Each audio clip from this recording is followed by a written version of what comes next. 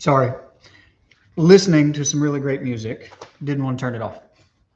Welcome to the middle of the week random live stream. I have a couple of topics I want to talk about, but I want to open the forum for questions.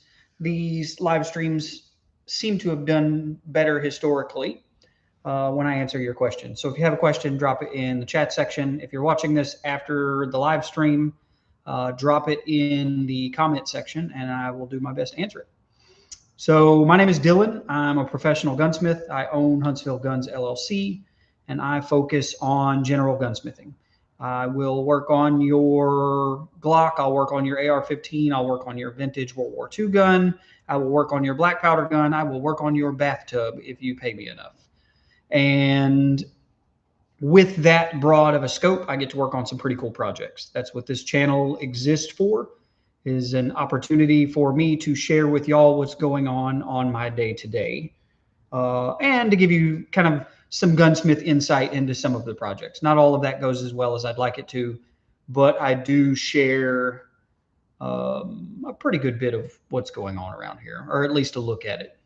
So the number one topic on my mind this evening is monetization. The channel has reached a point to where videos can be monetized. You are probably watching this after having watched an ad, depending on how and where you're watching. Those ads exist strictly so my videos can earn me income. By no means am I getting exorbitantly rich off of you watching this video or any of my other videos, but being able to turn this into a revenue stream is very helpful when taking the time to film and edit videos, especially in a busy shop like mine where I probably had 50 phone calls today.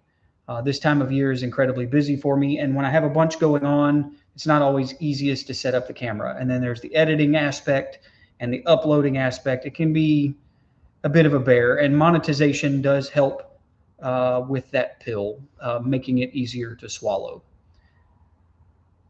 If you have seen any of my videos previous to this one, you probably noticed that I try to pretty delicately dance around the things that get videos demonetized, namely showing you major modifications. I try to avoid the things that are going to have a video get demonetized. I attempt to give quality content that still plays within YouTube's rules. But it seems more and more lately that my videos are being demonetized. And I think it is probably based strictly on some algorithm that somebody somewhere wrote that says this video has guns in the title and it's made by a gun channel. It's probably going to break the rules. So the last week's video I uploaded, before it even finished uploading, I got a notification that it would be limited for ad suitability based on content. I submitted a review on that, and it turned out that that video was actually perfectly acceptable. Thank you, whoever reviewed it. And then this week's video that went live not even an hour ago has been uploaded to YouTube for over 2 weeks and initially was submitted and met all ad suitability requirements. And then today, when I set a time for it to go live, that video was demonetized. I've submitted it for a review, but there is no rhyme or reason, in my opinion, into what my content, or what of my content is demonetized or monetized. It is what it is. I'm going to keep making the content, even though some of it doesn't earn me anything for making, editing, uploading, so on and so forth. So if you have a gunsmithing question, drop it in the chat section. If you have a gun question, drop it in the chat section, and I'll do my best to answer it. But that's my biggest conundrum currently, is YouTube's monetization policy. Unfortunately, or fortunately, however you want to consider it, I have to play by their rules because I am operating on their platform. I am a federal firearms licensee, and I have a business license and the technical certifications to do what I'm doing, but I can't show you what I'm doing on YouTube sometimes. Is what it is. I've looked at Rumble and Patreon, and there's a lot of things, various alternatives that I've considered, but I hate the idea of you having to pay to watch something that I produced for free, basically for free. And so I'm looking for alternatives. I like the idea of Patreon because it builds a community. I don't like the idea of you having to pay for a subscription to watch something simply because YouTube doesn't like the content of it. I would think that I am as respectful as can be when generating content. I try to watch my language. I try to watch the subject matter. I try to make sure that I don't show you anything that could potentially be harmful or show a weapon being used in an inappropriate manner, what have you. Insert all of the answers here, but it would appear that sometimes YouTube just doesn't like the videos I upload. This week's projects, nothing crazy. I am very busy, but it is all pretty common stuff. Nothing that really, I did film some today to wrap up a video, as well as edit some other videos that I have kind of in the pipeline for upload. But I didn't film anything today that was just jaw-droppingly awesome. I reached out to a buddy of mine who owns a pawn shop. He has a pretty significant firearm collection in inventory with some really, really cool, less common firearms. Let me see if I can show you what I'm talking about.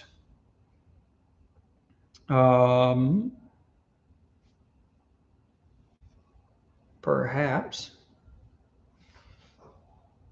Very uncommon out of circulation guns that he has in inventory. And so I'd love to do some videos, a couple of P08 Lugers, a couple of pre-World War II handguns, a lot of World War II stuff, but then some less common stuff. He has SL8, a USC, a couple of less common guns. And so I'm working with him about time frame and the ability to film with some of those.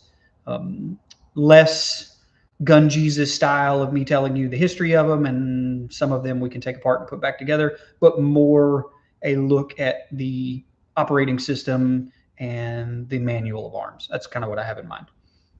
I'm also a couple of different shotgun projects. Hunting season is quickly coming to a close around here, and so I have a couple of customer guns that have been hunted with pretty hard and are very dirty and in need of a deep clean. So a lot of that very boring type of work that really doesn't make good YouTube content.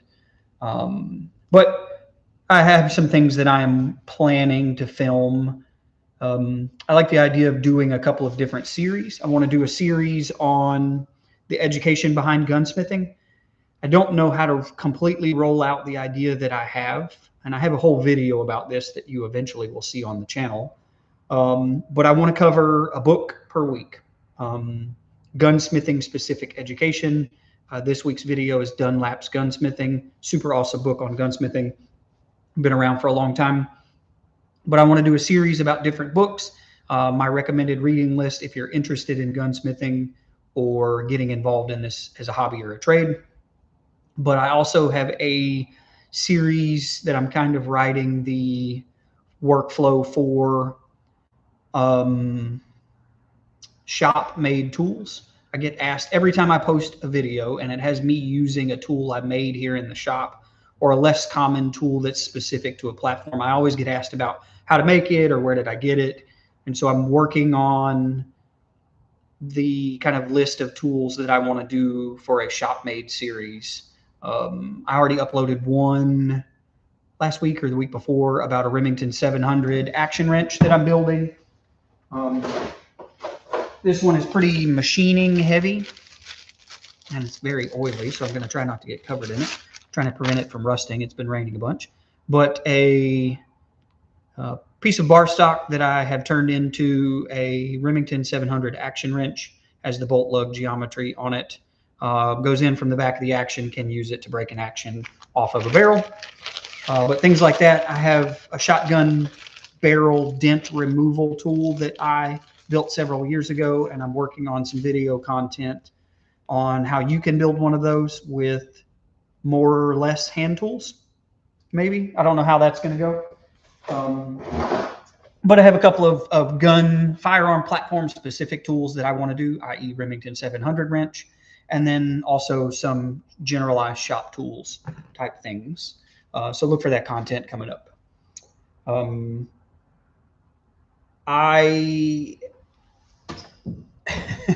With hunting season nearly being to an end here locally, it is looking like right now I potentially am headed back out of state for a couple of days or a couple of weeks to assist a friend of mine in elk country. And so I am trying to figure out how to make that work with the schedule and still get done all of the jobs that need to get done while also not being here. I know that this channel doesn't revolve or exist around hunting content, but I would be more than happy to show y'all some of that if you're interested. If you're just joining and you have any questions, drop them in the chat section. I'll do my best to answer them if I can. I'm doing some shop reconfiguring. Was having a conversation with a friend the other day after moving some of the stuff around to make room for some new tools that I want to purchase and some stuff that I have purchased, and to make workflow a little bit easier. There's a great guy that lives around me. He's retired now and has a pretty diverse background working for a machine tool supplier in the Houston area, very well versed in the sale and maintenance and repair of machine tools like milling machines and lathes and surface grinders. And so I am working with him on a rebuild for that little Clausing 8520 in the background here. You can see the table sitting here on the table. I've already got the main table pulled off of it, and I'm working on a new nut for the cross travel, the X travel on it. This is one of my pet projects that may actually turn into a YouTube video. Haven't decided yet. So this is the original brass not cross slide, T-nut. So your main spindle screw or main feed screw for your X travel on your milling machine. This is what it stationary on the collar or on the base, just above the knee. And the inside of this is supposed to be Acme threaded, and it kind of doesn't look like Acme thread anymore. So I spent some time in, let me pull it up and I'll show you. I spent some time this week 3D modeling this, and I am in the process of reverse engineering it so I can reproduce it. Let's see here. I will share my screen with you. This is my shape. You can see a couple of my little projects in here. But if we go to this guy here, what you will see is a 3D model of this very T-nut that I'm holding. It's dimensionally accurate. The thread pitch is a bit strange. It's not a super common Acme thread. So a friend of mine, a good friend of mine, is 3D printing me a version of this in PLA. I attempted to print it, but my printer is pretty old and janky, and the axis that I tried to print it on didn't. Squish layer wasn't good enough. It didn't adhere to the table, and it ruined pretty quickly. So I have a buddy who is 3D printing me a version of this T-nut. Again, this original one is made from brass, and they're made from brass on purpose so this wears and not your Acme threaded rod that runs through it.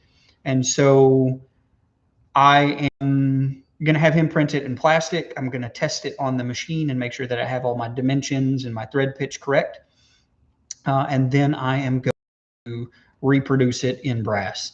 I think that project, in my head anyways, we are going to do this project on the Tormach. I don't think that I have any videos on the channel of this machine in action. It's pretty cool.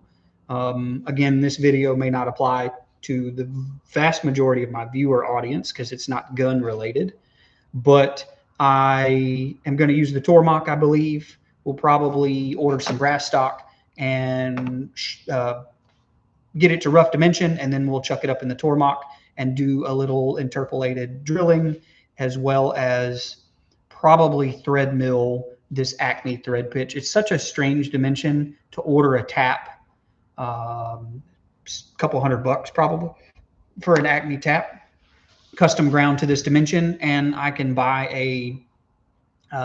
it's 10 threads per inch. I can buy a 10 TPI Acme thread mill to use in the milling machine for fraction of that cost. And so we will probably do the majority of it in the Tormach once we prove that the concept does actually work in the machine. Like I said, a lot of little projects on that front that I am working on, getting ready to go for y'all. I don't have a huge backlog of work. A lot of 1 day, 2 day turnaround type of projects. Again, most of those don't make very good YouTube videos. You can only watch me put a trigger in an AR-15 so many times before it becomes as boring as I find it to actually do the work. The same with cleaning firearms. I have a Beretta Model 70. There's a video that I'm editing right now that'll come out probably next week about this Beretta Model 70, and the gun was really just here for an inspection and a cleaning.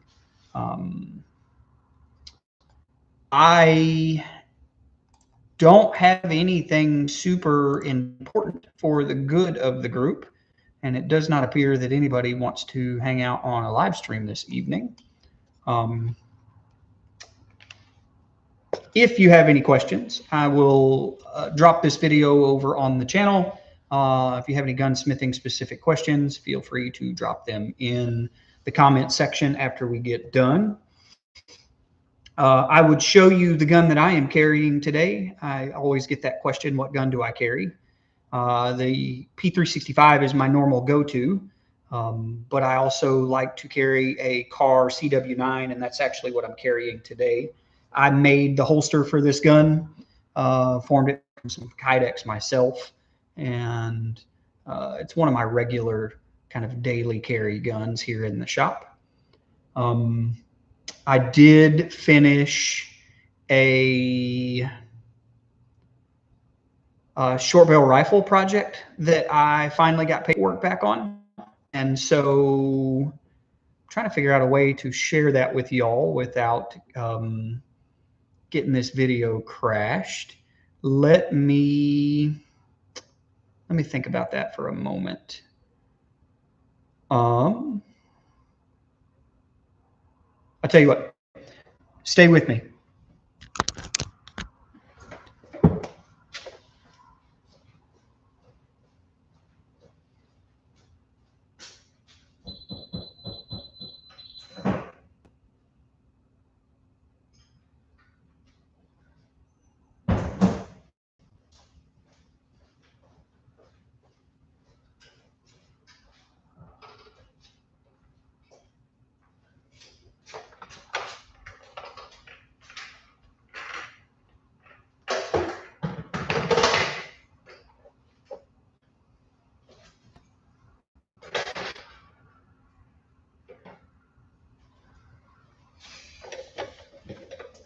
Let's see if we can make this work.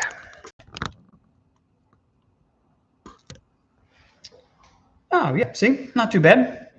I have the lights out here in the shop, other than right here over the workbench. I'm getting ready to leave for the day. So I finally got an approved tax stamp back that I submitted under the pistol brace rule in 2023 for an SBR project.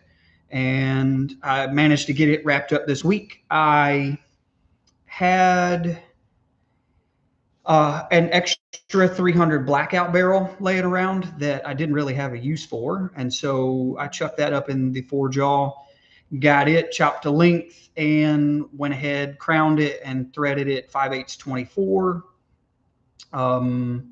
It's like 8 1/4 of an inch. So the suppressor on the front of this gun is a Yankee Hill Phantom, and the Phantom's an older version of the suppressor. It's probably 8 1/2 inches. So the barrel is a little bit shorter than the suppressor. but got it put together. Changed the dimension of the gas port ever so slightly, and then had to make a gas tube for it because I didn't have a pistol length gas tube for some reason. Made a pistol length gas tube, got the gun put together, test fires, runs absolutely flawlessly. And now I am exploring the optics options.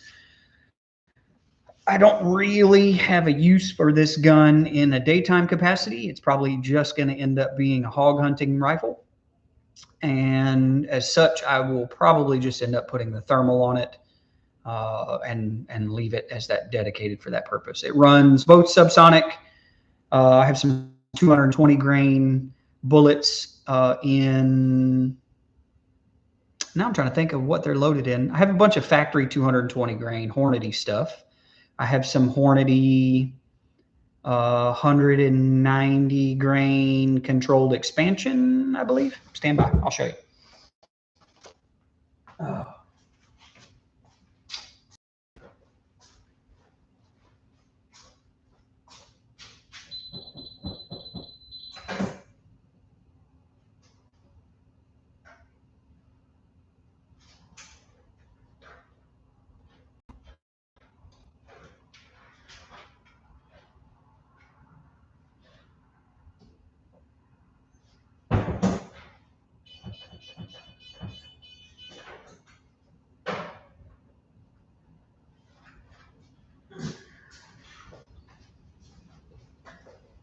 All right.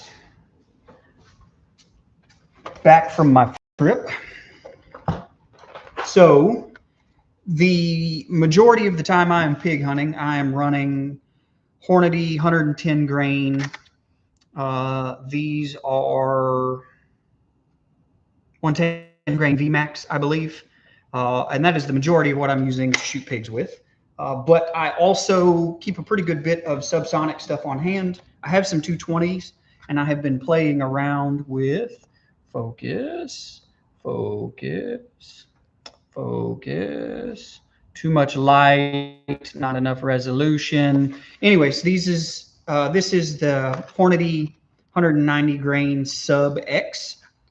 They're designed to expand all the way down at 900 feet per second. That's the marketing, is that they will still expand at 900 feet per second. I don't do a lot of hunting with subsonic ammo. I've had bad results with bullets expanding and effectively dispatching animals. And so I'm playing around with this. I've done some clay in a sandbag type testing. Seems to do fairly well, but I need to get out with it and see how it expands in feral hogs. And then my expensive last resort is this G2 Research. I don't know that they still make this anymore. These are 300 blackout. They call them the Trident subsonic. And so these are 200 and just 200 grain, and they are supposed to be 1,040 feet per second. And they are supposed to expand under that low velocity. They have the pedals cut into the nose of the projectile, and they're supposed to expand at subsonic velocities. Again, 5.56 was an option. I hate running a 16-inch barrel, and 10.5 is the shortest that Yankee Hill will warranty this can under. You start getting some erosion of your blast baffle, anything shorter than that. And so I went with the blackout. I was looking, I thought I had a 7.62 by 40 Wilson tactical barrel, but I guess I apparently sold that to a mine. And I don't have a 300 hammer barrel, which is probably what I would have done as an alternative. If you didn't know, I prefer the supersonic 110, 125 grain projectiles out of the 30 caliber.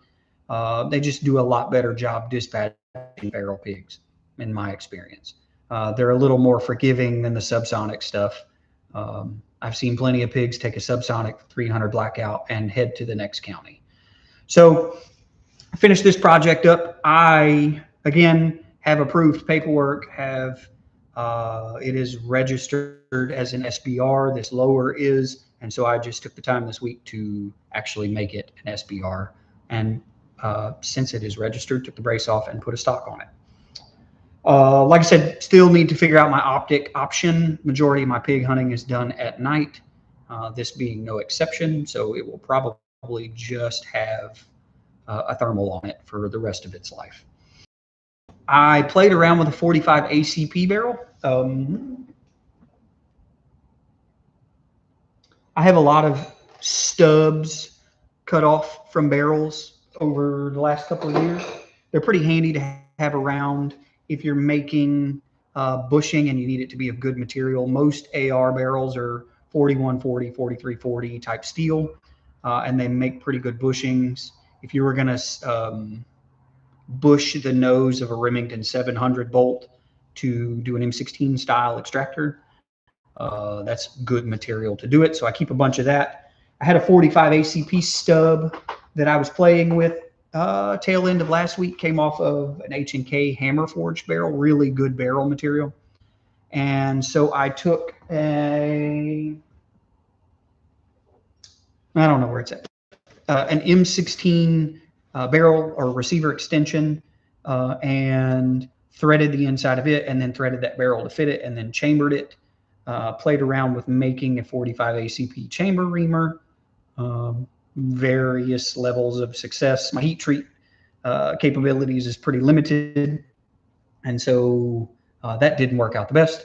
And so I scrapped that idea. Plus, I don't have a 45 can, and I do have a 30 cal can. So anyways, pretty slow on the live stream traffic this week. So I am going to get off my soapbox and close down for the day and then go find something to eat. I appreciate y'all hanging out. If you have not done so, I have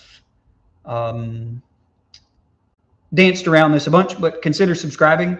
If you are watching this after the live stream, go check out some of my other videos. Live stream is a small portion of what I actually have on YouTube. And I would appreciate you going to check that stuff out. Consider subscribing if you want to.